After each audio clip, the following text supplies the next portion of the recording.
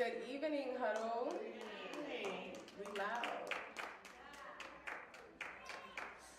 I'm very thankful, since Thanksgiving is coming up, I'm very thankful that we all made it here safely on this cold and chilly Monday. So if you're new, welcome to Huddle. I think I see a new face. Hi. Welcome her to Huddle, guys.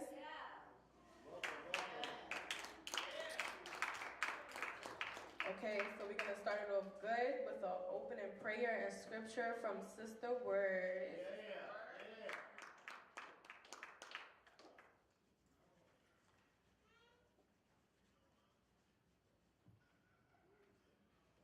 Okay. Get our hearts ready to receive the blessings that we know God has for us in the name of Christ Jesus. Almighty God, we in the name of Christ Jesus thank you for the Godhead. We thank you in particular for Christ Jesus showing us the way, the truth, and the life. We also thank you particularly for Reverend Sharpton and Sharpton family, giving us a place where we can meet whenever necessary to reinforce the blessings that we know we have. We thank you for each and every NAM member. We look forward to new NAM members. We thank you for everyone attending today. We thank you for all the listeners and viewers that are not able to attend in person, but definitely support us. We thank you, dear Lord, for all the people who have given the breath of life on this earth, and that we bless and pray that they do look for the blessings that you have obviously given them wherever they are. They are truly blessed to know that you've given them the breath of life. We thank you for each and every person who really wants to do a good deed, particularly around Thanksgiving for others. Fortunately, we at NAN are able to provide a Thanksgiving meal, and everyone who's listening is welcome to attend. We thank you again for each and every one of us who are present here, and we thank all the huddlers wherever they are, wishing them more success than they really at this time know they have. We thank you again for the opportunity to really understand and learn about you through Bible scriptures and through the lives of each and every one of us who obviously know and should continue to believe that we are loved by you forever. Amen, and thank you in the name of Christ Jesus. At this time, I will read Bible scripture, Matthew 5, 3 through 12. Blessed are the poor in spirit, for theirs is the kingdom of heaven. Blessed are those who mourn, for they will be comforted. Blessed are the meek, for they will inherit the earth. Blessed are those who hunger and thirst for righteousness, for they will be filled. Blessed are the merciful, for they will be shown mercy. Blessed are the poor in heart, for they will see God. Blessed are the peacemakers, for they will be called children of God. Blessed are those who are persecuted because of righteousness, for theirs is the kingdom of heaven. Blessed are you when people insult you, persecute you, and falsely say all kinds of evil against you because of me.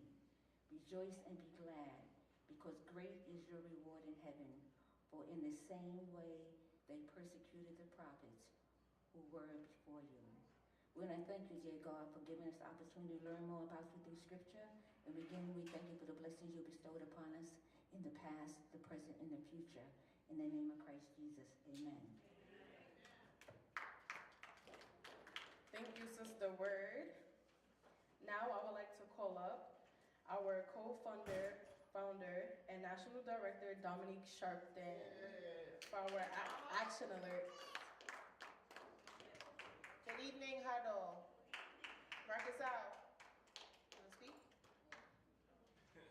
No justice! No peace! No justice! No peace! No justice! No peace! No justice! No peace! We want Justice! We want Justice! We want Justice! We want Now! We want Now! We want Now! justice. Thank you, Marcus out.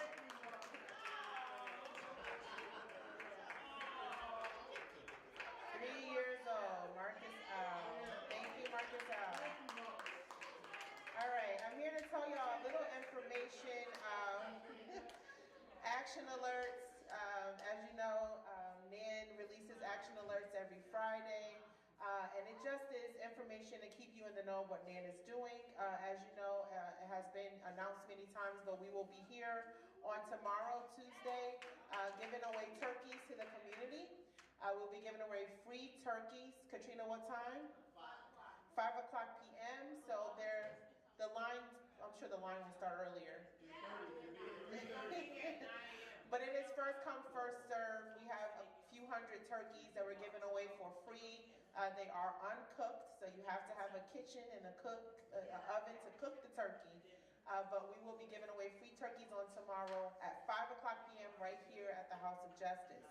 And on Thursday, November 24th, we'll be here 11 o'clock a.m. with our annual Thanksgiving dinner.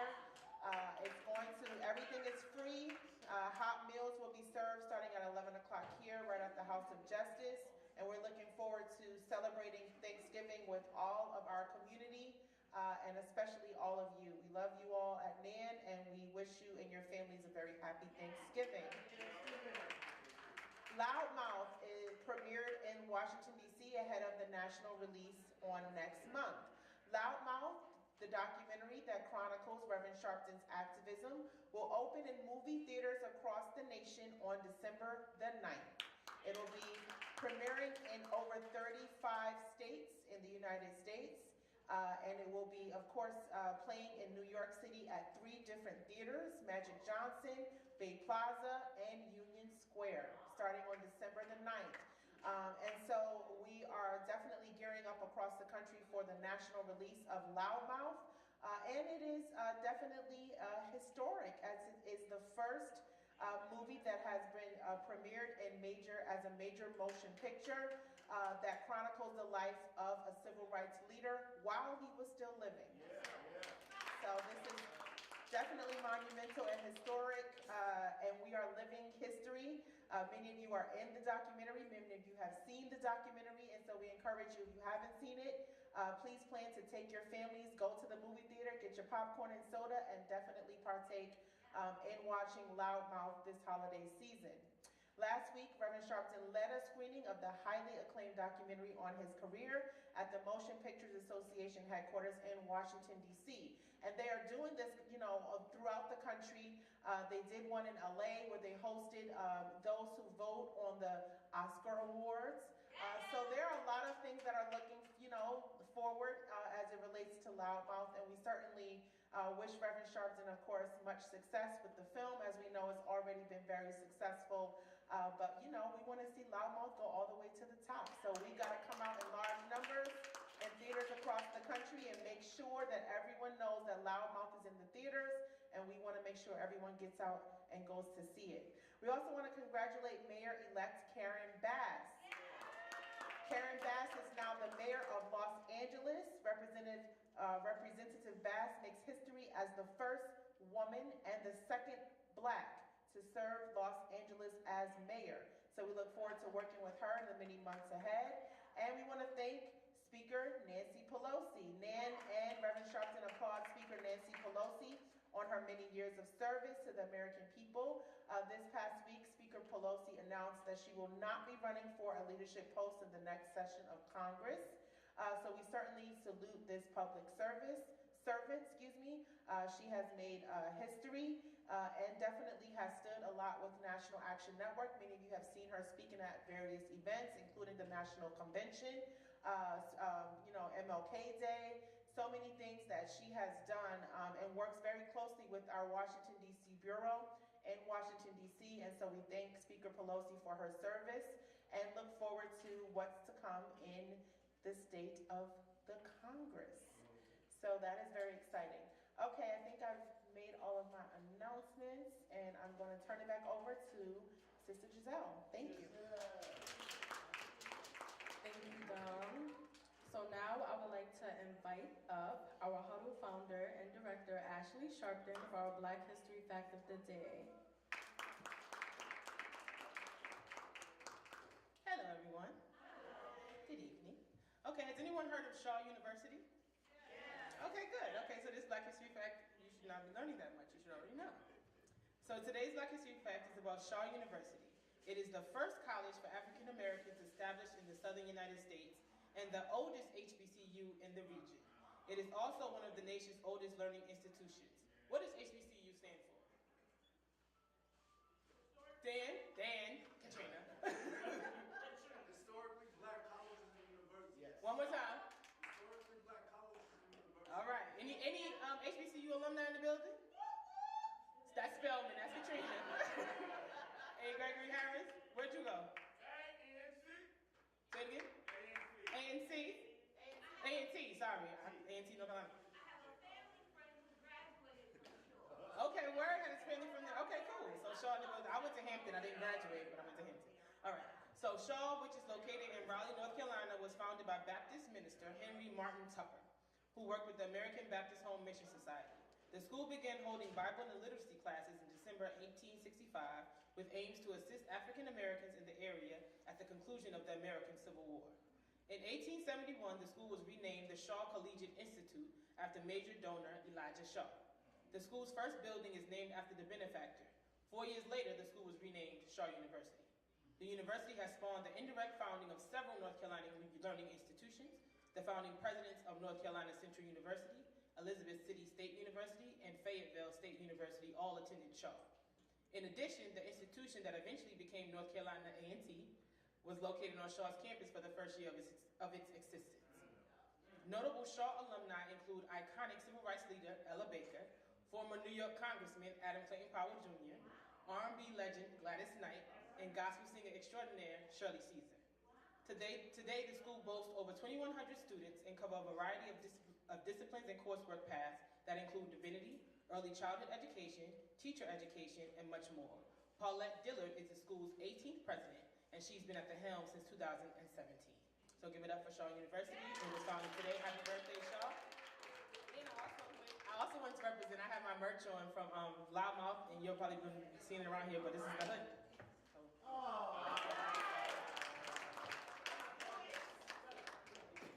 Okay, Ash looking good in the merch. So, now that we got that out of the way, I would like to call up Daniel and Arnold Penix for our Arts and Culture Vision segment. Okay, repeat after me. Loud mouth. Loud mouth. Loud mouth. Loud mouth. Loud mouth. Loud mouth. Loud mouth. Loud mouth. Loud mouth. And we all loud mouths in here. And since Marcus Al took my other role, so Marcus Al is going to be doing Justice, No Peace. That's Marcus Al. Congratulations, Marcus Al. You are now the No Justice, No Peace man. And I'm the loudmouth man. So that's what we're going to do. So what we want to do real quickly before Daniel gives the musical selection that we have, I want everyone to tell me and think about Arts and Culture is doing an essay for all of young people out there in television land and streaming land. For those who go see Loudmouth, we want you to produce an essay about your feelings about Loudmouth and how you can be a loudmouth for justice. Also, Man Arts and Culture will be here Thanksgiving asking you, the members, what do you think a loudmouth for justice is and what does it entail? Why should you be a loudmouth for justice? So think about it. So Thanksgiving Day, I'm going to be coming around with the crew to give you the loud. I'm loud without the microphone. I don't need it. I'm loud. So loudmouth for justice. So think about. So why would you be a loudmouth for justice? Okay, come on. What do you do to be a loudmouth? Why should we be loudmouths for justice? I would be a loudmouth for justice because I want to help people genuinely, and I want to help families that haven't gotten justice. You're going to have to be loud because the mic ain't working. Yeah. They come out to just be loud. I want to be a loud mouth, though. Be loud mouth. That's for a reason, God. I know. I want to be a loudmouth for justice so I can help families that haven't gotten justice. That's right. Loud mouth. Loud mouth.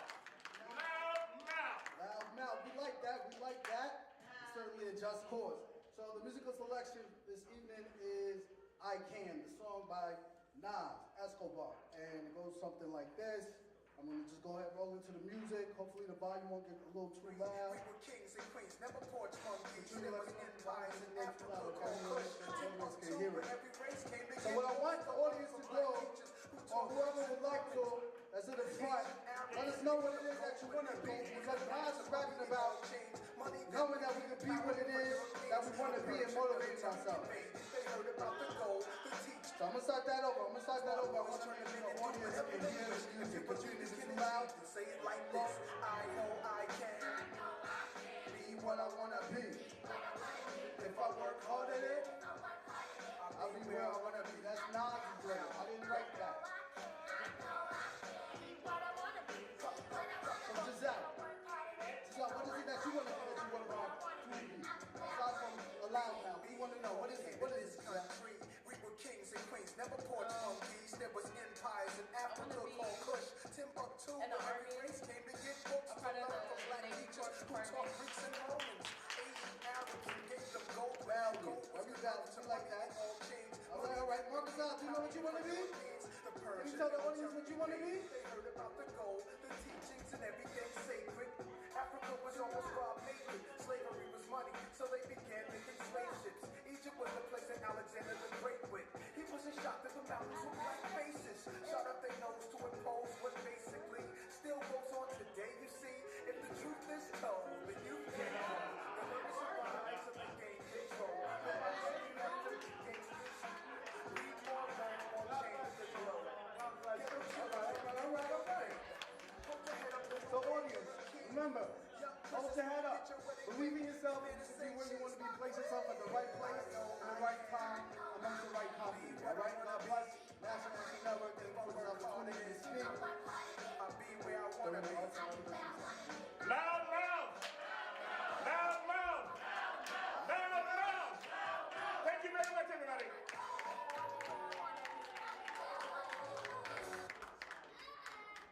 Thank you, Dan and Arnold Penix. So now, is everybody an updated member for the year of 2022? Because you only got 1 month left. Okay. Have you renewed your membership? Like what I'm hearing. If not, this applies to you as well as those who are not members. The best way to stay informed and end the action is to become a member of NAN. Stay informed about NAN events close to where you live. Text justice followed by your state to 59769. Again, 59769. And also an energized reminder to join us at the Saturday Action Rally every Saturday at 9 a.m. No later, no earlier, because we might not be. So now I would like to open the floor up to any good news throughout this past week, weekend. Well, the week just started, so today, weekend, last week. Sister Word.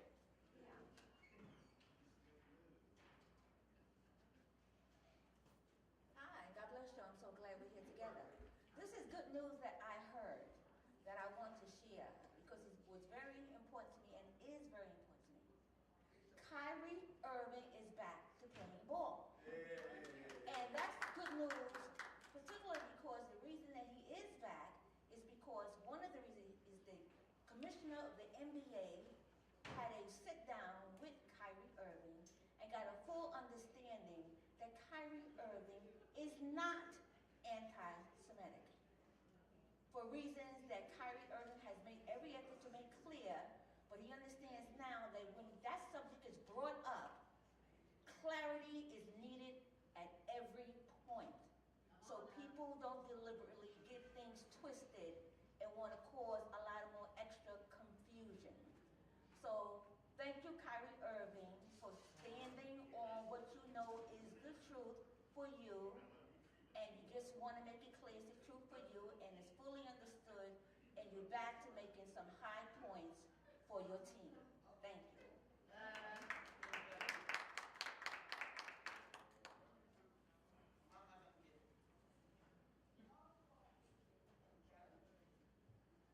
I'm not necessarily a loudmouth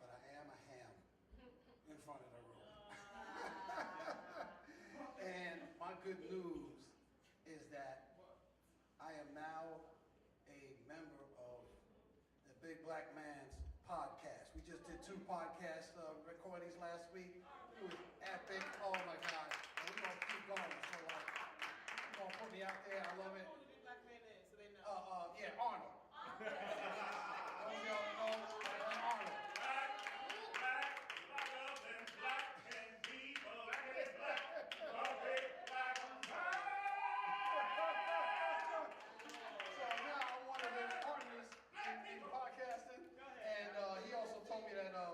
He knows I got a lot of work that I've put out there, and he told me his other side gig is going to be that he's going to be Don King.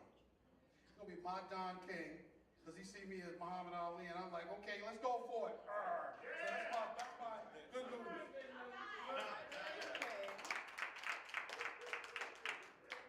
No other good news? Mother Kennedy. That's Mother Way so way up here. Also. I just want to say it's good to see Winston Gilchrist in the building. Always great to see you. We love you. Glad to see you. Stay strong, sir.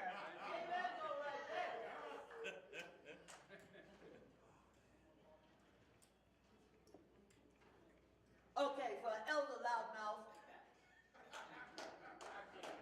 the good news is the PBS documentary you did called Cure for PBS Independent Lens is now going to be made into a television show. The people that did Pose has taken on the Cure documentary, and I had been asked who I wanted to play me. First I said Laverne Cox, but now, because of Niecy Nash and her husband, I want Niecy Nash to play me. Not good news. And I tell you, it's something else to have been in the documentary, and the documentary got nominated for an Emmy, and me at 83 years old, honey, let me tell you, these 80s are the best times of my life.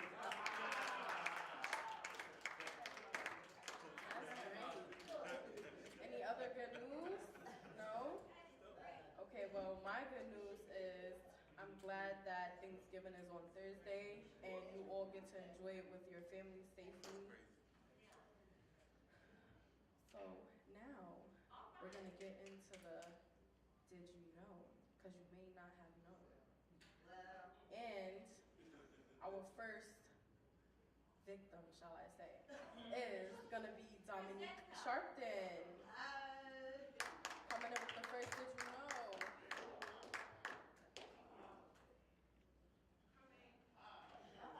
She's coming.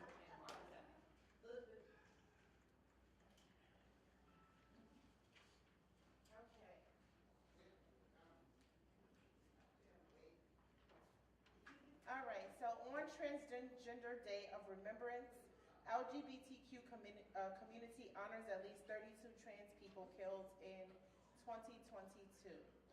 So we just heard of some reports from our Queen Mother Kennedy, who has been a very strong advocate for the LGBTQ community for so many years.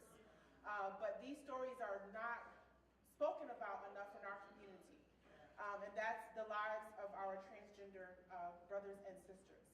And so the LGBTQ community on this past Sunday marked Transgender Day of Remembrance by honoring transgender and gender non-conforming people killed by violence, at least 32 people this year alone.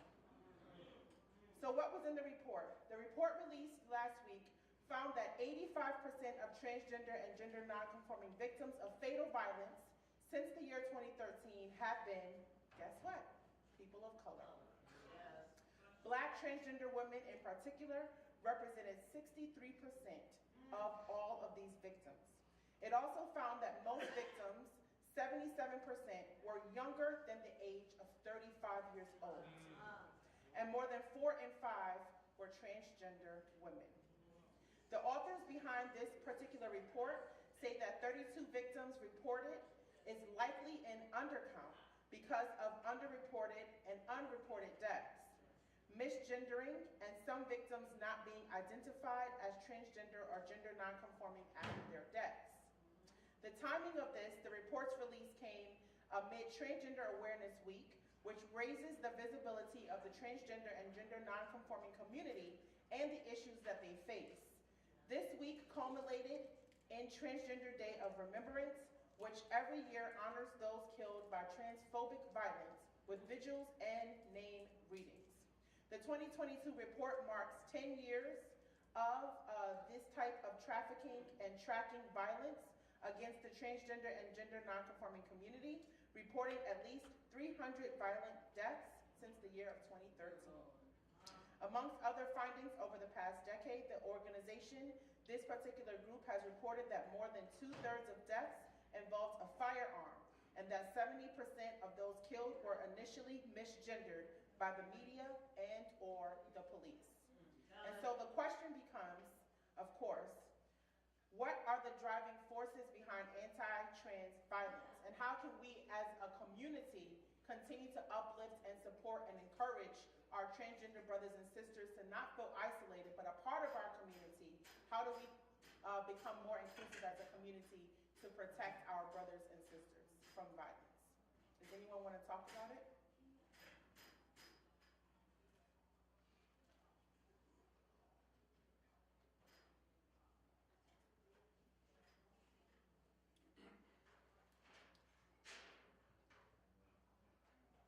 Yeah, that was a real disturbing story to hear.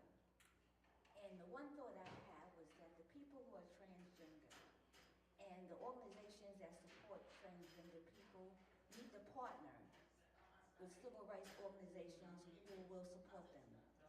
They need to partner. And they need to partner like in some huge numbers. Because generally speaking, in dealing with civil rights, unity is very necessary. There's really no way that we could all do what we need to do on the civil rights level in separate spaces. We need to partner up. And the transgender people really need to understand that. They may not be openly accepted by everyone that they partner up with, but that doesn't even matter. Because if the people in charge want to partner up with them, that's the way it's going to be. And those of us who are members, we're going to have to accept people because civil rights is what the deal is that we're going for. And that includes everybody. So transgender people, I know Reverend Sharp has made it real clear. Join up with National Action Network. You could do that. Thank you. I'm gonna say something a little controversial, right? So I feel like this is not a new issue for us. Huddle was one of the reasons we started was because of Eli Nettles was killed, which was one of our fashion designers who basically designed one of my shows, Sharp Entertainment, and was killed because somebody found her attractive and then found out that she was a boy and basically beat her up until they killed her.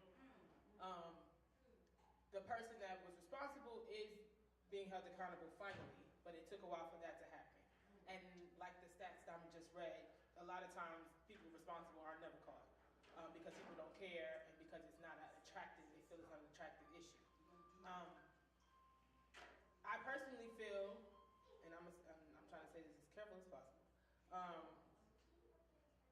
I feel like when this is discussed, or like Word said, when there are organizations that are specifically for trans justice, right? Specifically for trans justice, because that's different from LGBTQ, trans justice, right? We've had different groups here, and Patrice knows a few of you who've been here for a while, we've had different leaders in the trans space, and it's great. It's always great energy, great appreciation. But when it comes down to the fight, right? There's always kind of like you move to the left and you let me stand up, right? And we kind of saw it at our march in Washington. There was a group we were working with, and I loved them to death, the fiery energy. But I'm also not going to let you disrespect our elders, who's in charge of the organization or whatnot. So there's a way to work together. And I feel like in this age, and not just in the trans issue, maybe I'm bringing other things in it too, but in this age of activism, there's still this pull and tug of, oh, I'm fiery, I'm more angry than you, so you have to move out, you've been out here longer, let me talk, you move, da-da-da-da. At the end of the day, we're still dying, right? Yeah. So if you have people that have resources, that you feel that they have resources more than you, and you feel like you need to talk, you can't tell them to go sit down on their platform so that you can stand up. So we have to figure out a way to work together, right? So if you feel Reverend Sharpton has a platform that you feel he should be using more to talk about the trans issue, and you're right. he should be doing more about that. He does what he does around it, but he could be doing more around that. But he's not trans. So in order to properly understand and fight the issue, we need you to come and work with us. Not stand up here and talk for us, but actually create the understanding. What do we need to do to work together? What do we need to do in the community to basically fix the issue? Should there be more interaction with the trans community and people just in the community? Should it be in the church? Where should we start? What is the issue? What exactly is the problem? And yes, we know people are dying. Straight people are dying. Everybody's getting killed. So this is the issue in our community. But there's a real issue as far as this fight. There's a separatism in this movement, and it bothers me because I'm somebody who came in, like I said, innocent, was ready to fight for everybody. And then it was just like, oh, nah, you're sharp, then shut up, let me talk. And at the end of the day, you're not going to tell me to shut up and let you talk if I'm out here, and I feel like I've earned my voice as well. So you're not going to tell me to sit down and shut up. But Elon Nettles, we helped to fight that case. If there's other cases we can help to fight, we need to help. You need to help us, equip us to how to fight it. Lesbian and gay issues are not the same as trans, and I was informed about that. Black issues, we are not all black, all in one circle. There's Caribbean, there's separate issues. So we need to learn how to really, really lead this fight properly and understand our power and really learn how to come together and have inter leadership in a way that we can actually move forward. Because right now there's legislation being written. Mother Kennedy just talked about different things that's in the creative space, but as a community, we're not moving forward in that space. It still seems like it's trans, LGBTQ, straight, and it's just always like, I know where you are, I know how to go get you, but it's just like we're not together. And I feel like if we want to fight together, we have to come together before we fight. Well said. Anyone else have a comment? Does anyone else want to comment on this issue? Yes. All right. Yes. Reverend Mother Laura Kennedy.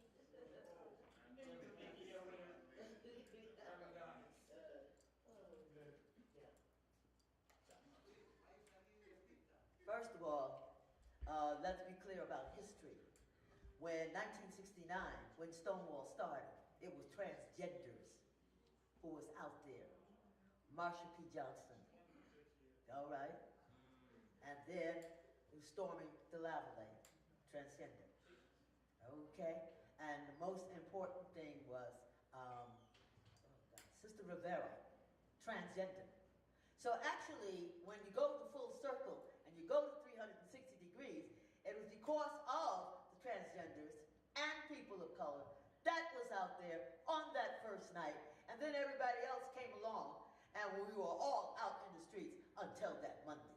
So, I'm talking, yes, Stonewall, 1969. I'm a Stonewall veteran, and I'm here to tell you that the people that first were out there in the street were transgender people, and we can never, ever forget it. And of course, me, I be with the LGBT community, but I tell them, look, transgenders, our brothers and sisters, we better fight for them, because they come for you in the morning, they'll be for us at night.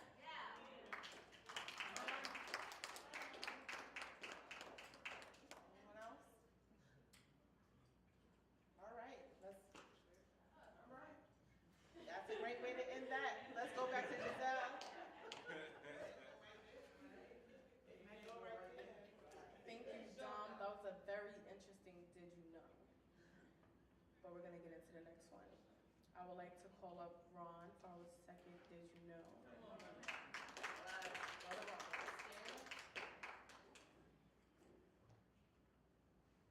So the name of this article is How to Tell Kids the Real Story Behind Thanksgiving. It says most people hear the story of Thanksgiving from a young age, and it's pretty simple. A group of pilgrims fleeing religious persecution sailed to North America and settled on Plymouth Rock. And after a hard winter, the celebrant of a successful harvest with their new neighbors, the Native Americans, everybody's grateful, the end. But that's not the only half of the story. The Wabanaki tribe, the indigenous people who lived at Plymouth Rock, experienced this movement and moment very different. Are your kids ready to hear the real story? The answer is probably yes. Matika Wilbur, who is a co-host of the podcast All Relations, says that Thanksgiving is rooted in historical fallacy. Wilbur says And the story is tied to the idea of white supremacy. The main Pilgrim narrative coincides with colonization that was inherently oppressive and brutal. Yes. It says Thanksgiving, right, is rooted in white supremacy. So parents might balk introducing a real history to their children because they think that their children can't handle it, but that's not going to give them the sort of information and credit they need, Wilbert. It is difficult because we have to talk about some raw topics in order to get a fuller, clearer understanding. Peter, who is a historical scholar, says that, and also a citizen of Mashpee Wampanoag tribe, and a researcher and journalist, told today parents, quite honestly, cherry-picking in the moment of when the Wampanoag and the Puritans had to break bread as the Cambodia moment really does not do it any justice. The Wampanoag have been marginalized and forgotten, and the backstory is so incredibly crucial for ultimately what happens. Prior to the Pilgrims' landing, the Wampanoag had experienced a plague that devastated their community. A plague is something Peter thinks children can certainly understand these days. It is all relevant now, she said. Think of what we had to say to our children, why they can't go back to schools, parents can't go to work to protect our elders. She says, how parents share information with children is very personal, but believes that should introduce an indigenous history early and encourage their children to think about crucially about what they read. The Wampanoag people did not rush out to welcome the new arrived Puritans, for example. They took months to observe them. So the question that I have for you tonight is, are we celebrating the colonizer by celebrating Thanksgiving?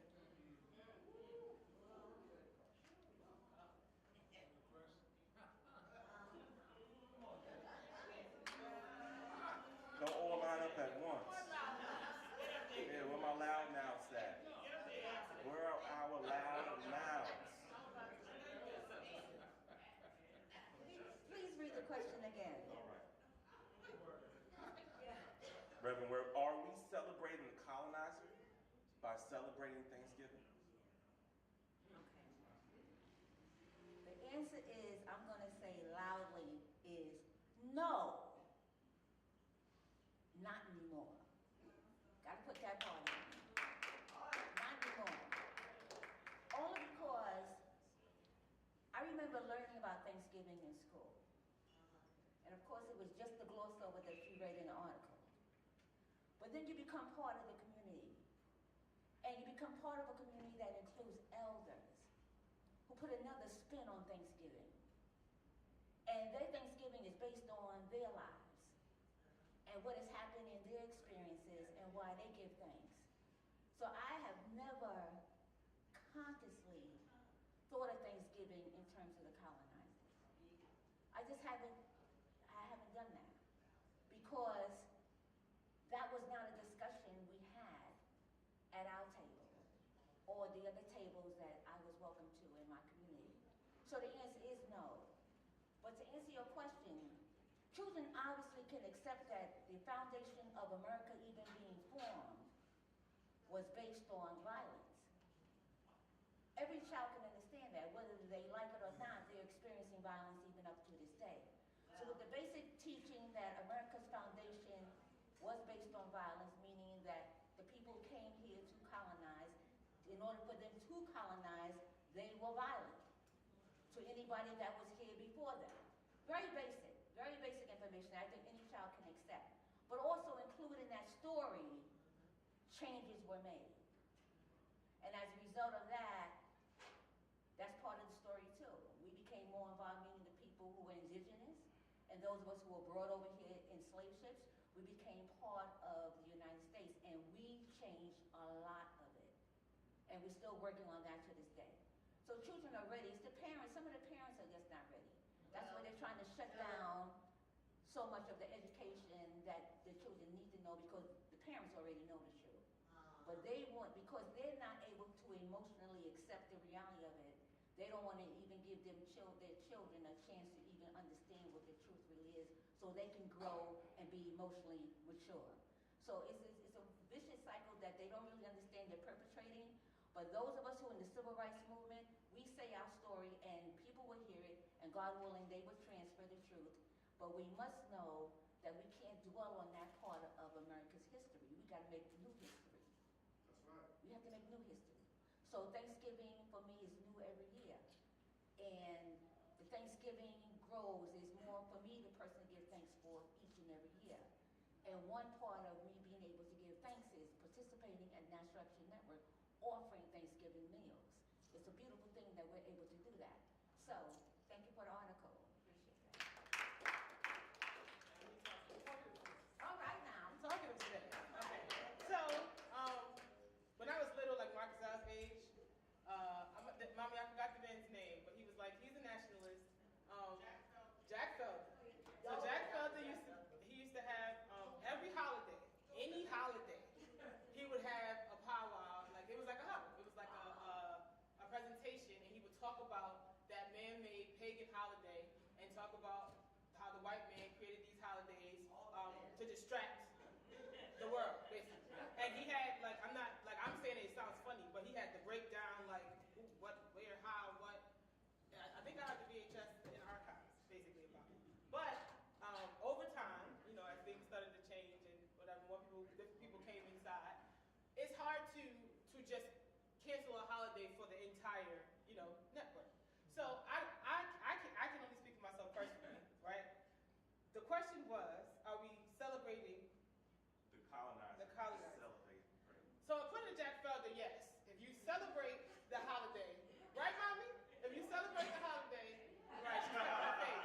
If you celebrate the holiday of Thanksgiving, you are basically celebrating the colonizer because you cannot change what the holiday is about. Just like the N-word. That was the whole thing what Dad was trying to say. It was like when we saying the N-word is my N, my N-A, and it's like nah, Doc, that's still like it's still bad. So I don't know how to. I don't have any defense for it because like now we change. Did we change the name of another holiday, Indigenous Peoples Day? Right. Columbus Day. So they might need to do something with Thanksgiving because that's complete. It's violent. There's no way to change it. At the end of the day, turkey, the feathers, the colors, all are related to what happened to the story.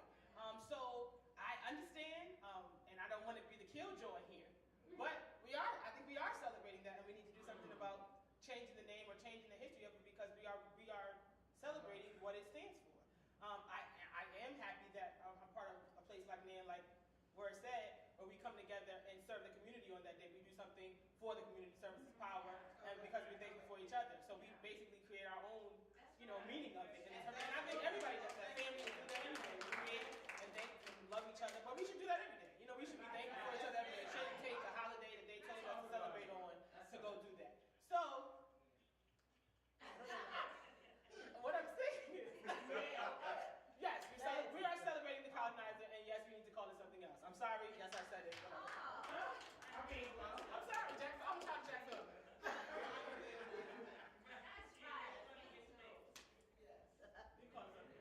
Okay. All right. Well, that gets out to be maybe a yes and no. I'm moving. Yes. After saying yes, and somebody else saying no, so it winds up being a yes and no question. Now, however, Dr. Jack Felder always used to talk about July, and he used to call the 4th of July the 4th of July. Dr. Jack Felder also said that AIDS and all these things were developed in a laboratory. That's what he said. And then he would always talk and get all people if he did celebrate Thanksgiving. And the whole thing was, and Reverend him went at it one time. He's still a little baby yet, because I'm here to tell you, we could take Thanksgiving, Reverend Sharpton said, and turn it into our own. That's it. That was when we were on Madison Avenue. Okay? So, therefore, we were still celebrating and talking about Thanksgiving, but then, like Rev said, we can take it and turn it into our own. That's right. Our own way of Thanksgiving. Along with that, being part Native American, my mother was Mohawk, part Mohawk Indian. My father was from the Caribbean. One of the things that used to happen, especially in most of the tribes, on Thanksgiving Day, we would wear black armbands. We had people that had come to National Action Network, we was on Madison Avenue, and they came to explain why they black armbands because it wound up being a day of mourning for most Native American people. A day of mourning. Now, thanks to Uncle Joe in the White House, it's now Indigenous Month of celebration. So you see, when you fight for what you believe in and you stand by what you live, it's like I tell everybody, you know, love yourself, live your truth, and laugh in the face of adversity. Oh, Thanksgiving. Thanksgiving is a day of giving thanks for us. We survived from 1619. Oh, give thanks. Here we are in the 21st century. Oh, give thanks. So we celebrate Thanksgiving. Oh, hallelujah.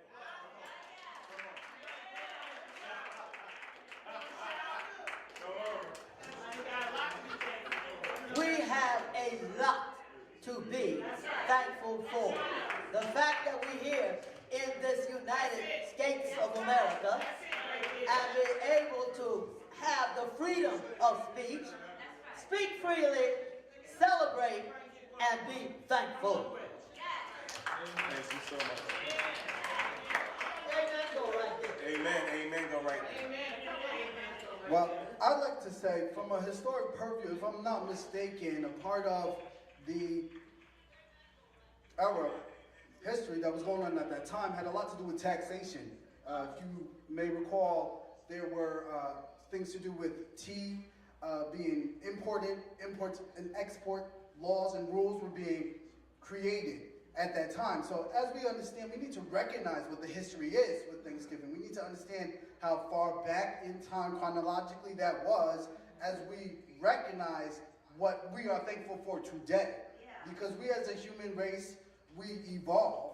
Our history continues to evolve. So I like what some of the previous people that spoke before me were mentioning about how they adopt in their families or amongst themselves their celebration of Thanksgiving. I myself personally will not be celebrating the massacres that have occurred that resulted in the colonization of America, the Americas. But we have to keep in mind that there is a reason for us to recognize the history that has occurred because we cannot change the past.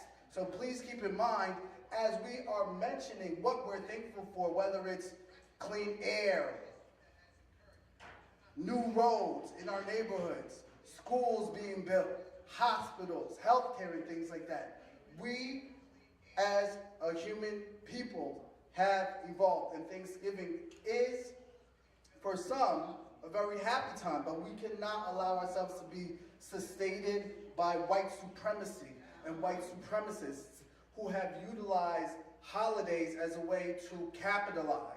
Understanding that the Americas that we live in has a lot to do with capitalism, we shouldn't disrespect ourselves by ignoring the fact that there was a lot going on during that era. Thanksgiving holiday has been created around. So please do your research, like I've heard Ashley Sharpton mention multiple times, because we need to really understand and address what is going on with the way that our culture perceives a lot of the cessation that we're faced with today. That is stifling for some. As I heard mentioned, things about education and telling these young people that are very impressionable transparently what is going on is important, rather than masking some of the truths like massacres. The fact that gunpowder had a lot to do with taking over the Indian people who were native to the what we now know as American land. Thank you. I just want to restate the question. Are we celebrating the colonizer by celebrating Thanksgiving, Kevin? Okay, so I don't know if this playing devil's advocate or not, but I'm just saying. So when Ashley brought up the fact that we still celebrate, Thanksgiving, and matter of fact, I'm sorry, Reverend Kennedy too, about, us doing it, to take away from the history and giving it a new meaning, a new way of endearment, you know what I'm saying? Because, the history of Thanksgiving was violent. A lot of Native Americans were slaughtered, killed, maimed. So, and when Ms. Kennedy just said that we're celebrating Thanksgiving, we should continue to celebrate it because it's 1619 and all of that. So, my question is, I'm not trying to start nothing, I just want to ask, how is that okay, but when people use the N-word as endearment, that's frowned upon? Like, both have a violent, nasty history and a derogatory definition behind it. So how can we continue to celebrate Thanksgiving with no problem and give it a new positive look? But when it comes to the N-word, we gotta retire that. We can't, it's kind of one and the same. And if you don't feel that it's one and the same, I would like to hear the responses to why it's not one and the same, and why we can celebrate Thanksgiving without no problem with the history of it, but we can't say the N-word. So I just want to hear a point. I see a lot of frowns, so y'all must got the answer. So come up, bring the frown up, and let me hear what you have to say. Oh, what you starting here, man? And I don't mean to take it off topic. Yeah, so I agree with what you said. And I too have, I'll play devil's advocate too. Oh, please. Me personally, am not responsible for Columbus Day. Me personally. Because I am a person mixed with a lot of nationalities, I didn't do this.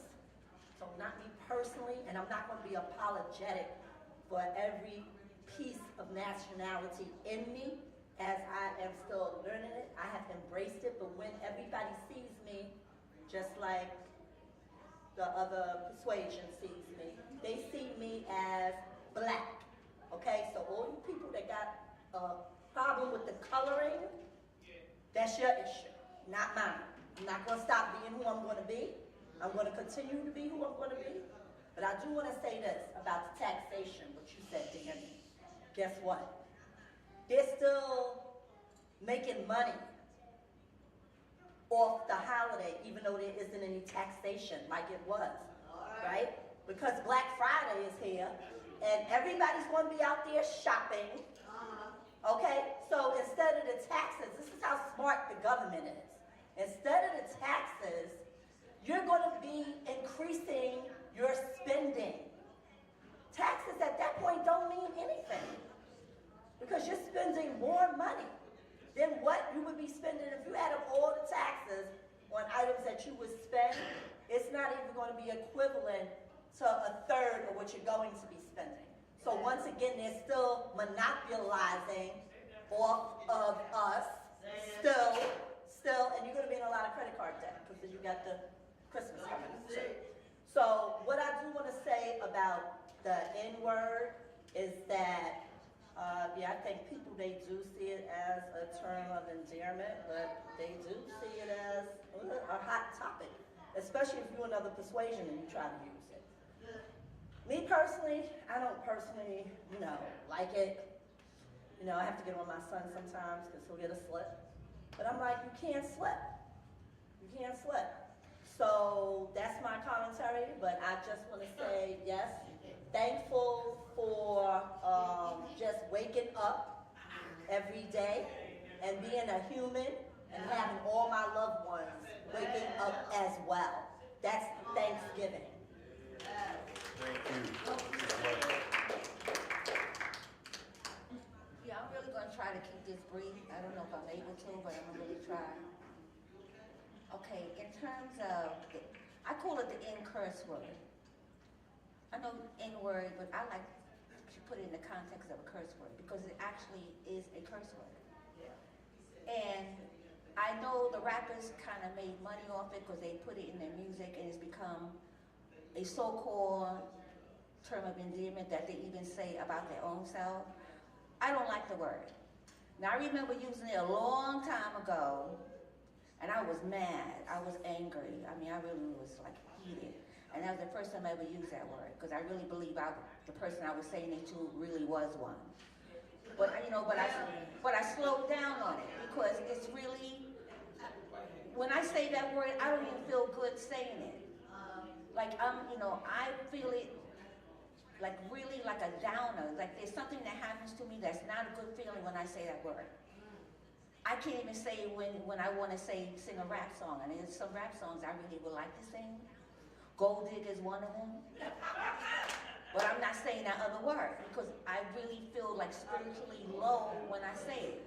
And I really believe that those people who really say that they really got real with themselves, when they say the word, they gotta feel kind of low in their spirit. I don't know if that's really true, but I really believe it. I believe they really trying to ignore that low feeling spiritually. So personally, like I really get heated when I hear a black man call another black man that in curse word. It's like, why don't you say, that's my, they use that in curse word. They say, why don't you say that's my man, or that's my, use more terms of endearment. That in curse word has no endearment to me personally, but I also know that anybody believes that in curse word is a form of endearment, take it up. Take it up. That's my home man, or whatever flame you can add to it, that's my man. Or why would a woman want to call a man an in curse word instead of calling him a man? Like, men really, when I say that, that really uplifts, I feel lifted in my spirit. I can never call any person, in particular a black person, that N-word. I cannot do it. I don't feel no way good about it at all. So I think some of these rappers are faking it. And then some of them get mad when a white person sings their lyrics. I'm not going to mention the brother's name, but yes I am. Yeah, got kind of pissed off that a white person was saying his lyrics, but wanted the white person to skip over the words, but it's part of his song. And then people got mad at the white person for saying the lyrics, but that's the song. So white people get real confused, and personally so do I. Like, why you make a song and have that word in it, and then everybody who hears it and even invested in it, they can't say that word either? Like, it's too much confusion around the word. So really, dead the word. Dead the in curse word and be for real about what it really is. It's a real bad word. There's no way to put spin. You can't even they say I put a Z on it. It's a Z. It's a Z, so it's different. Like, all right, whatever. All right, so now back to this issue. Those of us who were born in America, we are African Americans. We were raised here, so we're raised around the holidays too. Now, I've evaluated the holidays because I had to deal with Santa Claus real early. When I realized my mother was buying the gifts, I was saying to my mother, why are you not telling us you bought the gifts and we think it's some Santa Claus bought the gift? I was really kind of heated with that, but she was into it. So I've been really breaking down some of the Americanness that we have been raised up in. That's why I'm in National Action Network. I've been lectured to by Henry Clark and Dr. Ben and so many other civil rights activists in the community. So I'm aware of a lot. But we got to give each other, especially those who were raised and born in America, give us some slack. We're going to celebrate these holidays, but we got to be taught to celebrate in another way. We just got to be taught, because we've been miseducated in a lot of ways. I'm 71, so I was here. I'm going to make it short. I told you I was going to try. I was here when Karenga started Kwanzaa. I was already born during that time, so 74. I'm getting, yes. 74. All right. I was 23 in 74. Maybe 25. I get kind of mixed up. But I was in my 20s. But, to still be educated on that level about who we are as an African people brought to America. We're still learning that. So we have to give each other some slack. We're not really thinking about colonizing on Thanksgiving. A lot of us are not. We're just glad we got some family and friends we can celebrate with. Thank you, Sister Word.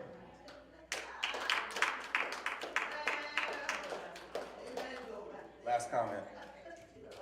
Okay. Huh? I have something to say after that. His last comment. Okay. His last comment. Okay. Sorry. Yeah, gotta go. Thank you. All right. In my family, we celebrated Thanksgiving because we was thankful and grateful to be around our family. We didn't care about that stuff. We knew about it, but it was like, no, this is an opportunity to celebrate that. Christmas, we loved to be together. 4th of July, you didn't care nothing about that. because it wasn't about family. There's a song from 1970, I love it. It was a one-hit wonder by Charles Wright and the 103rd Street Band, Express Yourself. Right, and so my favorite lyric line is, it's not what you look like when you're doing what you're doing, it's what you're doing when you're doing what you look like you're doing. Express yourself. Ow! And so, for me, the context that you're doing things with is perfect. Like the 4th of July, I just know that's, a war, but it was really a war against black folks. So I don't pay attention to it. Yeah, the fireworks are kind of cute, but I could care less really, because that's my context around certain holidays. And certain holidays, like, I'm so grateful and in Thanksgiving's purpose, thankful, but not for what they did, but who I get to be with, and like that. And so the last thing I want to say is Albert Einstein, one of my favorite quotes is from Albert Einstein. Problems cannot be solved at the same level of thinking that created them. So, by raising our consciousness, by looking at our context, by really being responsible for how we think and feel. By the way, I have another saying, feelings are terrific servants, but terrible masters. And so, when you really know how to manage your mind and to really take care of yourself and be responsible, you can turn anything negative into something positive. Or you can see something that's negative and you say, nah, don't want no part of it, and walk away from it, and still be at peace with yourself and be true to yourself. So that's what I got to say. Thank you. We're going to have the Gilchrist Experience coming up. The Gilchrist Experience. I'm thankful because I'm alive. I'm 81 years old. And I'm telling you, if you discover all the lies they've told us, all the stuff that you have to go through being black in America. I mean, I was raised up in the movies. Tarzan was white. Jesus was white. The pyramids were built with bricks. When I discovered, and the beginnings of creation was Greece. When I discovered the pyramids were built, I won't tell you by who, but they're limestone. There's not one brick in the pyramid. All right? And I remember I was raised in the movies. Now, I realized Jesus had to be brown at least. At least be brown. He couldn't have been white. And we had to live with all this. So we have to be thankful for all the things that we take advantage of. We survived 400 years of lies and cheats. We are the spiritual people of the universe. Our ancestors come from the universe. We are the blessed ones. We're the people that we've been waiting for. We're the true God's children. Look at you here. You're sitting in there with a disciple, Martin Luther King. Now, I was 27 when King got killed. And I spent a year in Europe, and I thought integration would work. I mean, you have to judge people by the content of their character, not by the color of their skin. And black people have to learn that most of all. Because we're the spiritual people and the loving people of the planet. Why were the Indians taken advantage of? Because they're spiritual people. He's thieving. While we were building pyramids, the white man was in the cave. All right? All right? He's a demon by heart. And we have to live with that, but we can't take all this jealousy that how we treat each other. We have to learn to love one another, know that we're the chosen people. All right? Thank you for the Gilchrist Experience, yes. And you're back in the hands of Giselle. Thank you to everyone that contributed. Interesting. So now I'm going to get to my article. The title of my article is, The FBI Has Opened an Investigation After a 25-year-old North Carolina woman was found dead while on vacation in Mexico. Let's get into it. CNN, y'all. The family of a North Carolina woman found dead last month in a vacation rental property in Cabo, San Lucas, Mexico, is still looking for answers more than 2 weeks after her death. 2 weeks after, remember that. Shanquella Robinson, 25, traveled to Mexico on a vacation with her college friends from Winston-Salem State University. Her father, Bernard Robinson, told CNN Thursday. According to the elder Robinson, his daughter last spoke to her mother, Salamandra, on a phone on the morning of Friday, October 28th. Shanquella Robinson was found dead at her vacation rental the following day, U.S. and Mexican authorities said. A copy of her death certificate, obtained by CNN affiliate WBTV, lists the cause of death as severe spinal cord injury and atlas luxation, which is instability or excessive movement in the uppermost neck vertebrae. The document states she was found unconscious in the living room of the rental residence on October 29th. The death certificate classified Robinson's death as accidental or violent, noting that the approximate time between injury and death was 15 minutes. Video posted online appears to show a physical altercation inside a room between Shanquella Robinson and another person. It's not clear when the video was taken or if the video depicts the moment she suffered the fatal injury. Bernard Robinson confirmed to CNN it is his daughter seen in the video being thrown to the floor and beaten on the head. It's unclear what led to the altercation or how many people were in the room at the time. It's also unclear if anyone tried to intervene. The FBI Charlotte Field office confirmed to CNN in an email Friday that they have opened an investigation into Robinson's death. No charges have been announced and authorities have not released the names of the Robinsons' friends. Bernard Robinson said Thursday that his family is waiting for additional information from his daughter's friends and Mexican authorities. "You took my only jewel from me," he told CNN by phone Thursday. "You put a big hole in my heart. The only thing I can do is fight for her. I cannot let her die in vain." In a statement obtained by CNN, the State Attorney General's office, PGJE of Baja California, said investigation into Robinson's death is ongoing, though the statement does not reference her by her name. So I have two questions. Anybody can come up and answer them both. First, how do you think it affects people now in trusting their friends to go anywhere with them? And how do you think we can get justice for this young lady?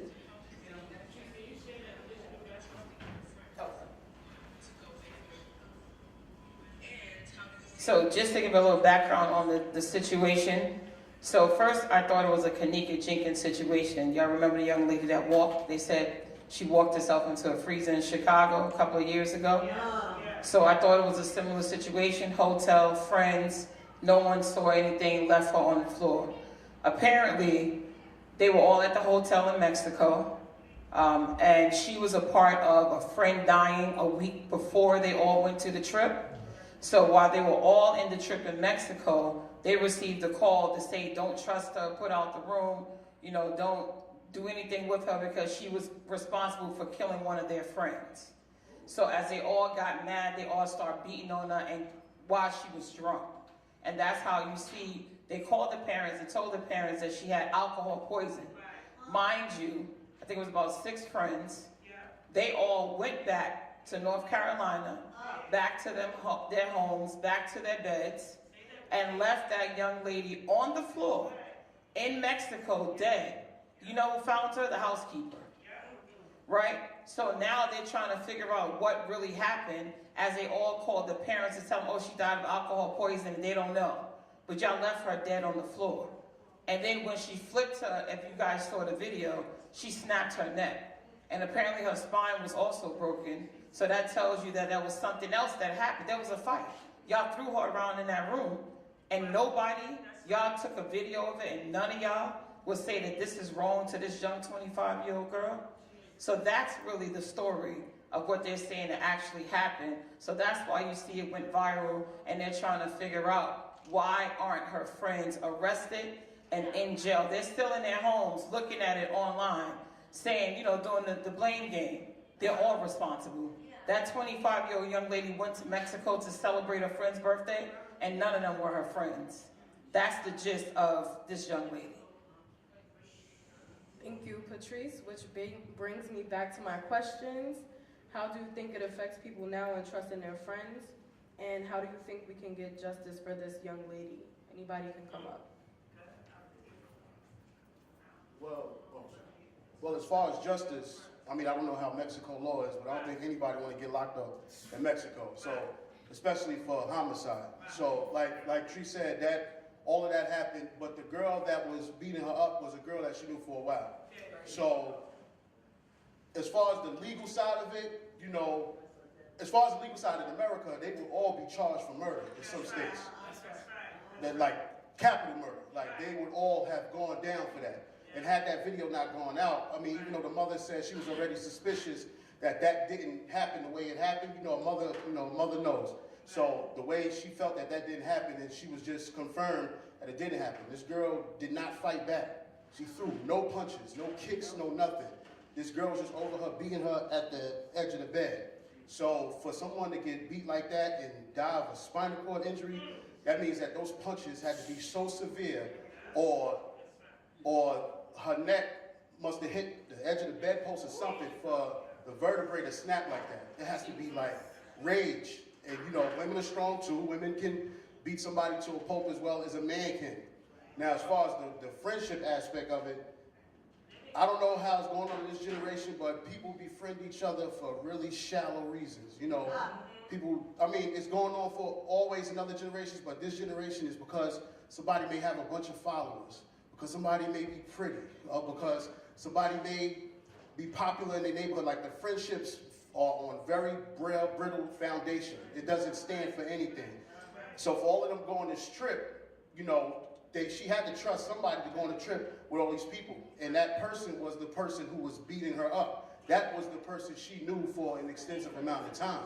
And to fly back and just go on about your day in North Carolina like it's nothing, that's crazy. So I don't know how. We definitely need to follow it, because those girls, in order for them to face any type of charges, they have to go back to Mexico. They have to be returned. They may be expedited back there. And I'm telling you, if those girls get convicted out there, there's no good Mexican prisons. It's horrible. It's horrific. You can pull it up on YouTube, Mexican prisons.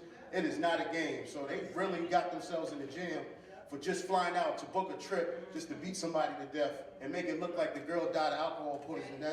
It's going to be bad for them. It's going to be really bad for them.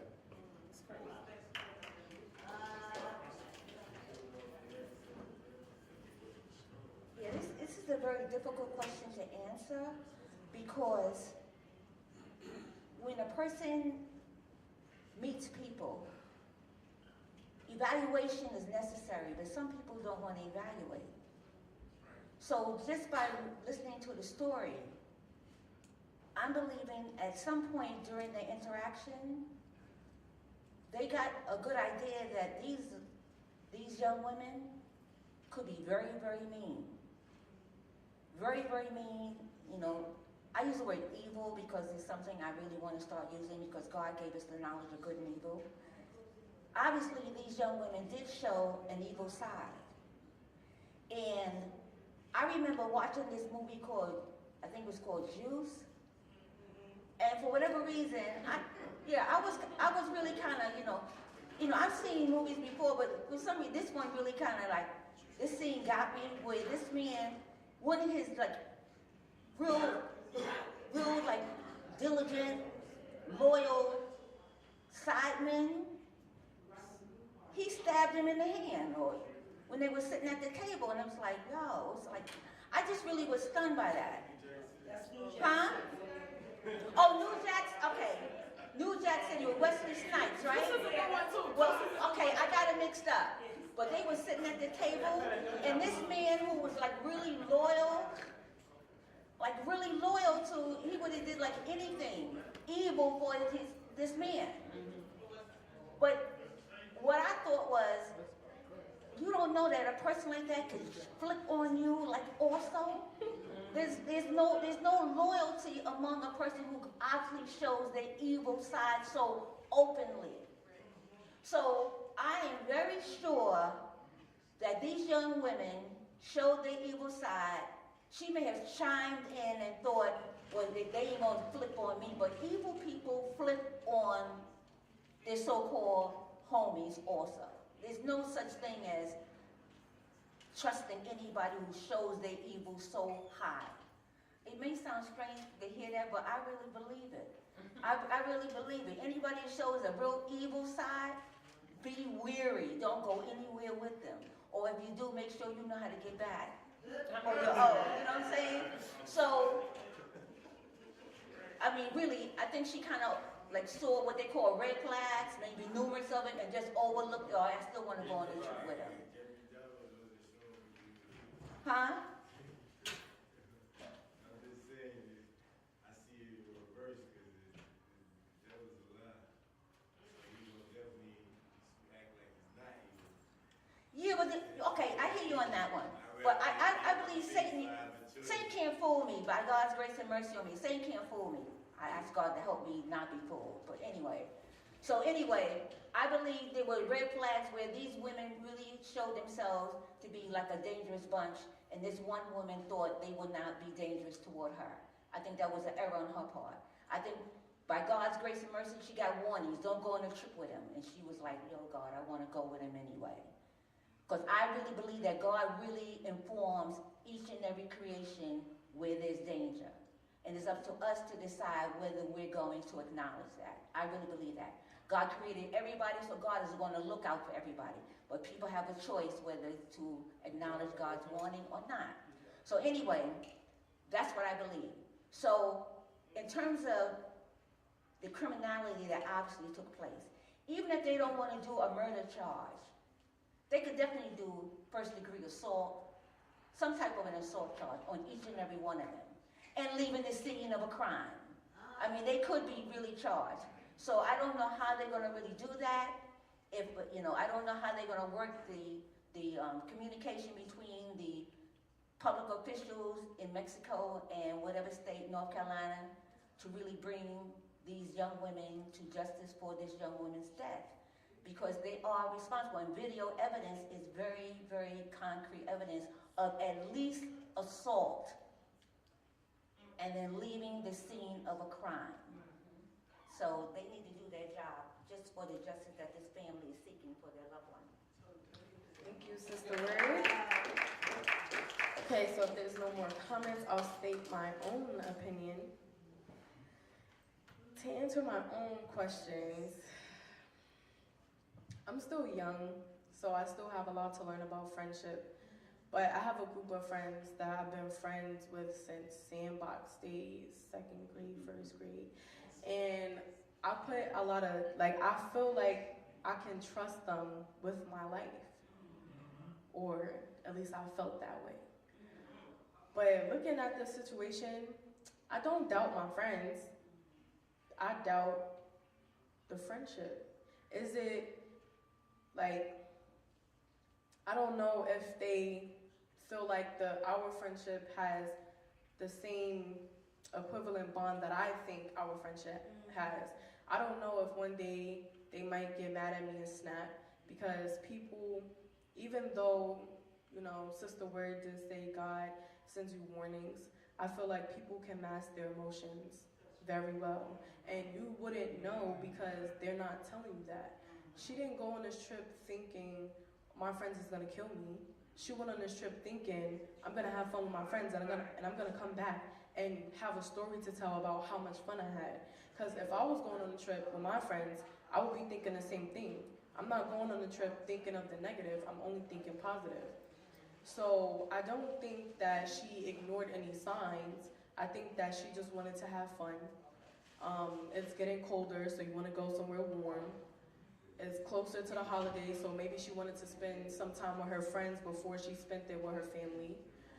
But regarding to the question, I think it affects younger people with going out with their friends, because I mean, if you're older, you've known your friends for a longer time, you're like, oh, Miss Hattie not about to kill me.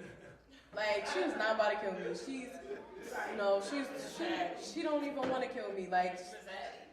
She won't hurt her ankle. So, so I think it affects the younger generation more, because I had to ask myself, well, dang, should I go on the trip with my friends? I don't know. They might, I'm not going to even say that, because I'm not. gonna be ignorant, but I'm just saying, like, it affects the younger generation. Like, is my friends gonna snap on me one day? So that it does affect us as a generation, as the young generation. As far as justice, I feel like the video is pretty grim. Like, it's horrible to watch. But I think that if we continue to spread the video around, people will care more, because the only thing that we have right now is the video. We wasn't there in Mexico. We don't know what happened. So the video is more than enough proof that we need. So I think that as far as justice, we need to keep on spreading that video around, give it to, official people who would take this matter serious. Can we see the video? Right now? Oh, no, I'm talking about it's on YouTube. Yeah, you can. It is on YouTube. It's everywhere. It's everywhere. You type up her name, Shanquilla Robinson, you'll see the video. Okay, her name. Okay. SHANQUELLA. Got that wrong? Robinson. ROBINSON. So who filmed the video? It was one of the friends that was there. One of the male friends that was there. Male friends. Telling her to fight back. So, that was my Did You Know segment. Now for our last Did You Know segment, I would like to bring up Treese. Clap it up for Treese, y'all. Thank you, Giselle. So mine's gonna be really, really quick. So how many of you have heard of the name Bernard Placid? Bernard Placid. So I'm gonna tell you a little bit about who he is. Officials have released the body camera footage of the deadly police shooting of a 22-year-old New Jersey man. Investigators say the man's mother called 911 after her son stabbed her, his stepfather, and his grandfather. Christine Sloan reports the family claims officers used excessive force. In the video, an officer is seen outside the home saying, "Inglewood police, Inglewood police. We have our guns drawn, come out." The chilling footage from the body cameras worn by 3 Inglewood police officers show the moments leading up to the shooting of the death of a 22-year-old Bernard Placid inside his home during Labor Day weekend. In the video released by the Attorney General's office in New Jersey, the officers can be seen going into the family house where Placid's stepfather was in the bathroom with a stab wound. "Where were you stabbed? In your stomach?" asked an officer. Then the officers go upstairs and inside Placid's bedroom, where investigators say Officer Brian Havlick deployed his taser and Officer Sharp shot and killed Placid. He was actually tased probably twice, so he goes into paralysis. What was actually in Placid's hand was a knife handle after a struggle with his mother, who had called 911 to help her son. She's actually in the struggle. She said he broke the knife. The blade fell to the floor. The video does not show officers trying to save him. He was a football player at Dwight Inglewood High School, where he graduated 4 years ago. He was a very giving person. Obviously, something went wrong that day, and after it happened, he retreated into the bedroom and locked himself in and didn't want to be bothered with anyone. He wanted to be alone and not disturbed. The Attorney General's office says the officers who fired their weapon was treated for a wound to her hand, and that they did find a knife at the scene. The reason why we're highlighting this case is because this past Saturday, we took a bus load from National Action Network over to Inglewood, New Jersey to stand with the mother and her twin sister as we cried out for justice for this young man. It was a good rally. It was great. You had a lot of speakers, but a lot of people in that particular area talked about how all of the elected officials in that particular area have done nothing, some of you haven't even heard of his name. In that neighborhood, they don't even really know what happened. So we want to make sure that we support the family. The twins, his mother and her twin has been here every Saturday since the incident, crying out for justice for this family. But we want to make sure that we continue to say his name, speak his name as loud as we can. And I want you to say it with me. Say his name, Bernard Placid. Say his name. Bernard Placid. Say his name. Bernard Placid. Say his name. Bernard Placid. This is not going to be the last that you hear from it. Reverend Steffi Barley, our regional director, has been on it with the cops. They want to push it under the rug. They're saying that, hey, he had a knife, he stabbed this one, he stabbed that one. And at the end of the day, we don't condone violence by any means. However, he should not be dead. If you had cops there who are supposed to be, and we go back to what we've always talked about, they're supposed to be trained to handle mental health issues with individuals. And if you're not trained to do that, they said they tased him. Why did you have to shoot him? If he was violent and he didn't drop the weapon like you said, you tased him. Okay, I'm sure that taser took him down. You didn't have to kill him. Again, we don't condone violence. But there's another way. Again, we got to make sure that something is in place that they know how to deal with the mentally ill. So make sure you remember his name. It will become a household name because we are going to get justice because we are the National Action Network. Stay informed. Stay on the know. His name is Bernard Placid. Keep his name on your tongue because we're going to continue to go out to Jersey until justice is done. Thank you. Thank you, Patrice. Now I would like everybody to bow their heads for our closing prayer. Dear God, I'm thankful for everybody in this room that's here with us, a part of NAN and a part of Huddle. I hope that everybody gets home safely today when they leave this sanctuary. I hope everybody has a great and thankful Thanksgiving. Spend time with their families and their healthy loved ones. Amen. Let's eat. Say please and thank you. And yeah. Amen.